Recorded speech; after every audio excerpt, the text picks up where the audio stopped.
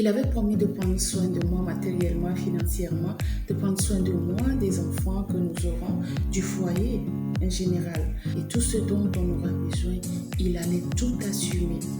Peu importe le niveau intellectuel que j'ai, le bagage intellectuel que je transporte, ma volonté d'avoir un travail professionnel, il avait juré par tous les dieux qu'il prendrait soin de moi et des enfants. Situation que j'ai acceptée sans beaucoup réfléchir, mais quelques années plus tard, disons, après 2 enfants, je me suis retrouvée pratiquement à la rue, avec toutes les charges financières, sans reconnaître cet homme qui prenait soin de moi, de mes enfants, qui prenait soin de la maison, qui est revenu avec pas mal de maîtresse dans le dos. Je ne vis que dans le regret. C'est une aubaine, disons, pour pas mal de femmes qui rêvent de situations comme ça, pensant que c'est une vie de luxe, c'est une vie méritée, c'est ce qu'il faut pour se sentir heureuse. Pas travailler, mais avoir un homme qui prenne soin de toi financièrement, matériellement, sans vraiment qu'on fasse beaucoup d'efforts. C'est un piège dans lequel il faut vraiment éviter de tomber. En tout cas, quand on dit oui, il faut savoir mettre des garde-fous autour d'une telle proposition. Sinon, bonjour les dégâts et on n'aura que les yeux pour pleurer. Bonjour à tous ceux qui passent par ici, vous êtes sur BSTV. Ici, on aborde le sujet des parents solos qui ont de la peine à s'en sortir avec l'éducation des enfants, sans oublier qu'on aborde aussi le sujet des parents qui vivent en couple, leurs difficultés et des histoires à dormir debout. Aujourd'hui, on aborde le sujet des hommes qui interdisent à leur épouse d'aller travailler, d'avoir un revenu mensuel contre de l'argent. Ça voudrait dire qu'ils sont capables, ils demandent juste à leur épouse de ne pas travailler, qu'ils vont prendre soin d'elle financièrement, matériellement dans le foyer et dans le couple. Ils donneront tout ce qu'il faut pour que la femme se sente bien, qu'elle se sente à l'aise, qu'elle n'ait pas besoin d'aller travailler. C'est un engagement assez risqué, mais il y en a qui le font et qui le font bien. Il y en a qui promettent et qui ne le font pas. Cette situation que nous présentons aujourd'hui est un homme qui demande à son épouse, n'y va pas travailler, je prends soin de toi, je prends soin de la famille, je prends soin des enfants, de tout ce qu'il faut financièrement, matériellement. Et quelques années après, ce n'est plus le cas. La promesse n'est plus tenue. Et financièrement, il n'y a plus d'entrée. La dame se retrouve à la rue, peu importe son niveau d'études, puisqu'elle a pris le temps de faire des enfants, de s'occuper de la maison, et de ne plus avoir des initiatives professionnelles. L'âge est passé, on n'a plus la même force que nous avions quand on se mariait ou quand on était jeune. C'est le danger de ce risque. Restez avec moi et dites-moi jusqu'à la fin de cette vidéo si la réflexion que nous faisons autour de ce sujet, elle est vraie ou fausse. Qu'est-ce qu'il faut faire pour contrer ces genres de situations, pour pouvoir tenir jusqu'à la fin du mariage?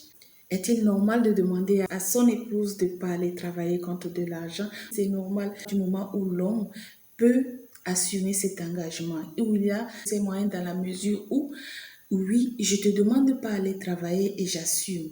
J'assume cette responsabilité qui permet à la dame vraiment d'être à l'aise dans le foyer, assurer financièrement ses arrières puisque l'épouse a des besoins financiers. Tu m'interdis d'aller travailler, peu importe mon niveau d'études, le bagage intellectuel que je transporte, ça voudrait dire quelque part que cet homme a la capacité d'assurer tout ce qu'il faut financièrement puisque là, on est en Afrique, nous parlons de la réalité africaine.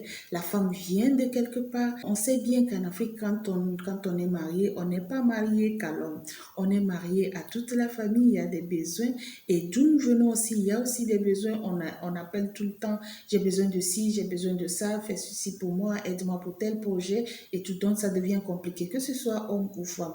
Et surtout quand on a des femmes qui sont allées à l'école et qui se marient et qui se retrouvent dans ces conditions, ça devient un peu compliqué. Mais c'est normal si dans le couple, vous finissez par vous entendre sur ce point. Je n'y vais pas travailler. Toi, tu assures, tu ramènes de l'argent à la maison. Ça peut marcher pour certains couples. Je redis qui ont les moyens de leur politique. Et si la femme a su mettre les garde-fous autour de cette proposition, pourquoi pas? Mais quelque part, c'est pas normal parce qu'il faut quand même permettre à son épouse de découvrir le monde professionnel, de s'épanouir surtout parce qu'il n'y a pas que le travail. Derrière le travail, il y a cet épanouissement, il y a ce brassage professionnel et culturel parfois parce qu'on vient de différents endroits, les avantages professionnels et dans le temps, il y a la retraite qui arrive, il faut assurer tout ça parce que c'est pas évident que la promesse que le monsieur a faite puisse être tenue à long terme et que la retraite soit assurée. Nous aurons des enfants. Nous n'aurons peut-être pas les mêmes moyens que nous avons aujourd'hui. L'argent tourne, ça tourne, c'est comme une roue. Ça va et ça revient. Quand ça vient et qu'on ne sait pas gérer, on ne sait pas comment demain sera. Alors, je pense quelque part que ce n'est pas très prudent d'accepter ce genre de proposition sans mettre des garde-fous autour. Parce que le danger, c'est de se retrouver sans argent à un moment donné de la vie et de finir peut-être séparés à cause de cette situation où l'argent ne rentre plus. Nous savons la valeur de l'argent. C'est l'argent qui nous unit quelque part, mais quelque part aussi, c'est l'argent qui nous sépare. Le vrai danger dans cette proposition, c'est de dire oui sans mettre des garde-fous autour. Aussi, un autre danger qui tourne autour de ce genre de propositions. Ne va pas travailler, j'assure tous tes arrières financièrement, matériellement. Rendez-vous bien compte qu'à un moment donné, la femme peut devenir un objet pour cet homme qui ramène tout à la maison parce que c'est moi qui fais tout, tu ne fais plus, tu ne fais rien, alors tu n'as rien à dire quand je prends une décision. Tu deviens mon objet de plaisir, mon objet sexuel, tu deviens ma chose à moi, tu deviens ce truc-là, pas de valeur, puisque tu ne fais rien. Il trouve que peu importe les études, peu importe ta capacité professionnelle, peu importe le mindset que la dame a, peu importe les efforts que la femme fournit à la maison pour l'éducation des enfants, pour le bien-être du foyer, tout ce qu'elle développe. Elle devient un objet de plaisir ou elle devient la chose parce que tu ne rapportes rien, tu ne fais rien. Quel est l'avantage que j'ai en terre sous mon toit puisque c'est moi qui fais tout? Quand financièrement c'est l'homme qui est posé, on sait ce qui se passe dehors. Et toi qui ne sors jamais, toi qui ne fais rien, tu n'as pas à te plaindre parce que tu es devenu un objet puisque tu as dit oui sans mettre des garde-fous autour de cette proposition. Raison pour laquelle quand on a ce genre de proposition, il faut vraiment réfléchir avant de dire oui ou non. Il faut aussi comprendre que l'argent n'est pas la seule valeur qui compte, professionnellement parlant. Il y a cet épanouissement, cette découverte du monde professionnel. Il y a la préparation de sa retraite. Quand on fait face à cette proposition, moi je pense personnellement que c'est un piège dans lequel il faut éviter de tomber sans mettre des garde-fous autour de ce piège parce que c'est une assurance à vie, si on peut le dire comme ça. C'est une responsabilité à vie qui n'est pas forcément censée être tenue vu parfois les difficultés financières. On ne peut pas dire oui parce que c'est une facilité où toutes les femmes convoitent une position comme celle-là. On ne peut pas tout le temps dire oui sans beaucoup réfléchir. Il faut éviter de tomber dans des pièges quand on est assez intelligente.